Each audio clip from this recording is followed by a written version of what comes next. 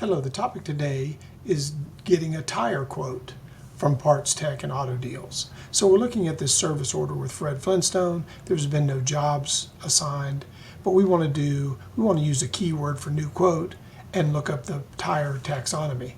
Now the fastest way to do this with something common like a tire or a battery is to actually use a part ID. So I know that the tire part ID is 7636, so I'm just going to type that in right here and click search. And then under my matching parts, I can select tire and wheel.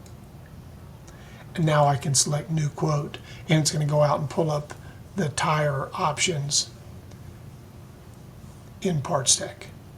So this will take you into the tire section as opposed to the parts section of PartsTech. And now I can select the tires that match the vehicle, and I'll have the choices of my suppliers that have been activated, and I can choose tires that match. So I've added this to the cart, and now my SR number is also my PO number, and of course I could update that. I can click submit quote, and now I've very quickly done a quote.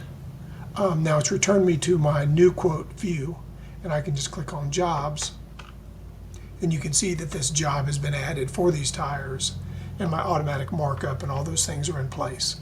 So it's very easy. So for the keyword quote, you can use part names, categories, subcategories, but you can also use part IDs.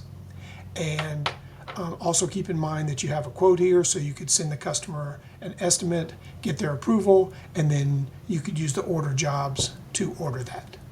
So it's very easy, very simple, and just open a help desk request if you have any issues. Thank you.